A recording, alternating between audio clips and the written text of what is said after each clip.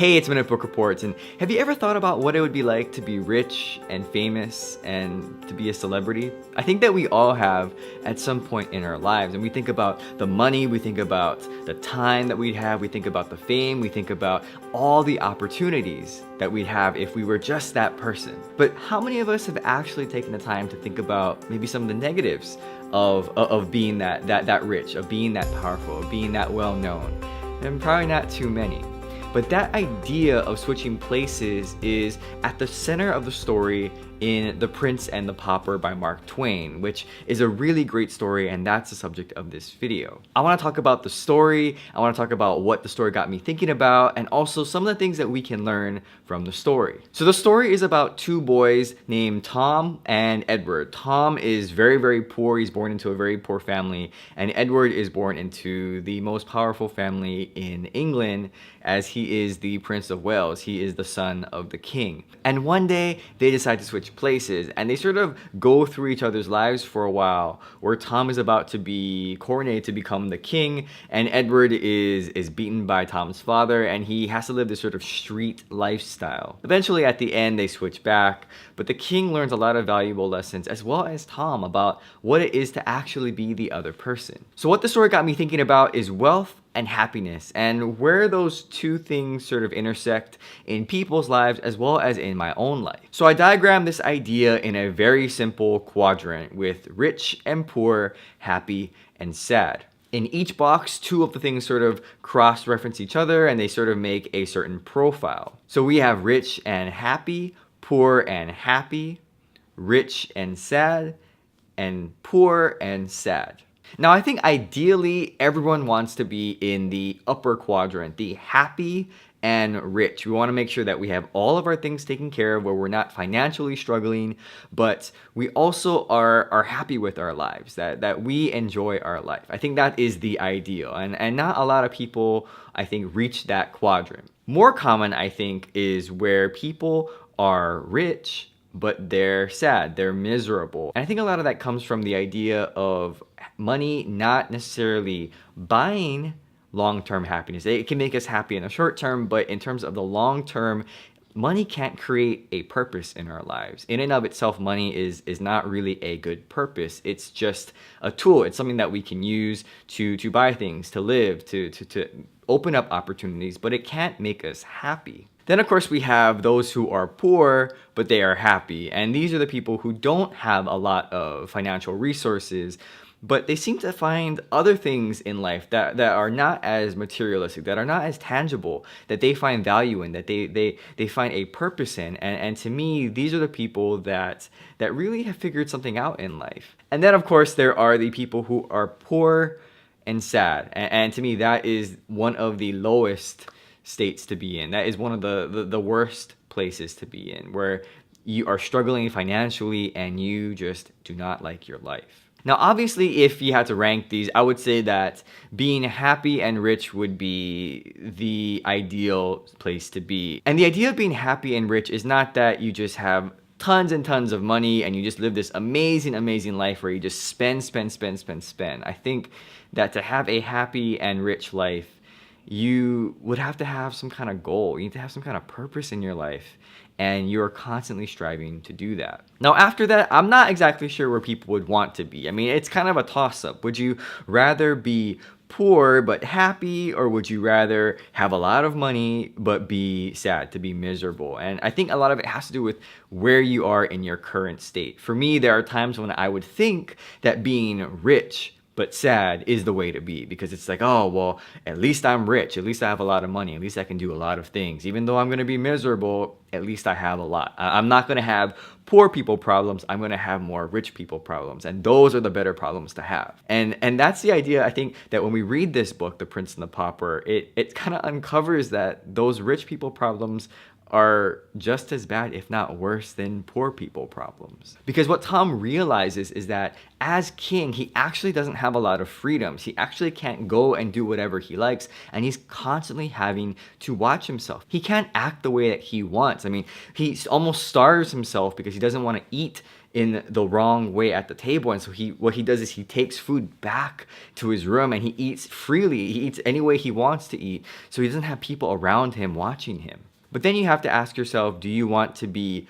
poor but happy, where you don't have a lot of things? You maybe don't have the nicest things in life, but you find a purpose. You have a purpose in your life. You are extremely driven by this idea of constantly improving yourself or striving for something that you really, really want in your life. And I think if we're really being honest with ourselves, it's really tough to go between these two, because obviously nobody wants to be poor and sad. That is very difficult to be in that position. But sometimes I think when we think about, oh, I want to be rich or I want to be happy, there's some kind of middle point, and we have to negotiate between choosing, if we guess we had to choose, between rich and sad or poor and happy. And I think a lot of it, again, depends on what circumstance we are in. But I think by admitting to ourselves that it depends on our mood and where we're at, I think that the better option would be to be poor and happy, or to have less money but to be happy. Because at that point, it doesn't really matter your circumstances. It doesn't matter what's going on in your life, whether you're making a lot of money or you're making very little money. If you find that purpose, if you find that goal, if you find that reason why you wake up in the morning, you have those good relationships, you have something to look forward to, then it doesn't really matter how much money you're making. It doesn't matter the things that you have or the things that you necessarily want to buy. It's you have everything, you're happy, and you are content. And before we conclude, I want to read off a few quotes that I thought were very powerful. "When I am king, they shall not have bread and shelter only, but also teachings out of books. For a full belly is little worth where the mind is starved and the heart. I will keep this diligently in my remembrance, that this day's lesson be not lost upon me, and my people suffer thereby. For learning softeneth the heart, and breedeth gentleness and charity." And here we see that Edward recognizes the benefits, the societal benefits of education, that it brings empathy, that it breeds gratefulness and charity. Next quote: "Royalty had lost its grace and sweetness." It's at this point in the story where Tom, who is about to become the king, realizes that he doesn't want it anymore. Like, as nice as life that is, I mean, he has everything he could ever want. He doesn't want it. It doesn't taste good anymore to him. At first it was great, but now as he's about to become the king and he can sort of see his future, where he's going to be for the rest of his life if he goes through with this, he realized that he doesn't want it. And that's a big turning point for Tom. And I think in a lot of ways, it's a big turning point for us. To realize that we don't want something after wanting it or dreaming about it or fantasizing about it is kind of a big step in maturity. It is a big deal because it sort of opens our eyes and gives us more perspective on the world around us, that maybe things aren't the way that we think they are. And the last quote: "What dost thou know of suffering and oppression? I and my people know, but not thou." That's one of the last lines in this book, and that's where Edward is talking to one of his counselors, one of the other noble people.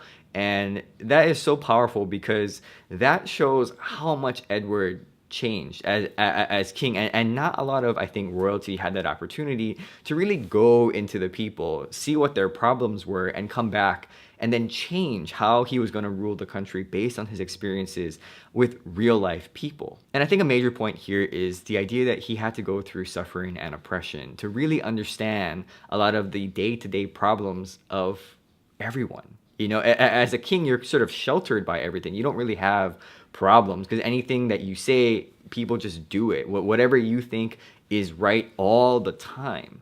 But the problem with that is that you never have to challenge yourself. You never have to change, and that can be very dangerous. But by going through all these hardships that Edward had to go through, especially when he was in prison, he realized that things needed to change, that he himself, as the future king or as the king, could change things. And it was through this experience that he realized that. And lastly, the thing that I think this book can teach all of us, you and me, is that everyone has problems. Whether you're rich or poor, you have rich problems and you have poor problems. You have middle class problems. Everyone has problems. And the idea is that the secret is not in how much you have. It's not in the wealth. You cannot buy yourself out of a problem-free life, because yeah, you can buy yourself out of certain problems, but you're still gonna have more problems. I think the real secret is being content and having a purpose in life. I think that if you're content, you're okay with what you have. You don't need to have everything. You can just be okay with what you have. You're very thankful for what you have. On top of that, if you have a purpose in your life and you're constantly trying to strive for that, you'll probably never get it, but that's okay. It's the idea, it's the process of trying to improve yourself, to try and get that goal that'll keep you going, that'll keep you happy. And no amount of money can buy that. So thanks for watching this video. I hope you enjoyed it, and I'll see you next time. Bye.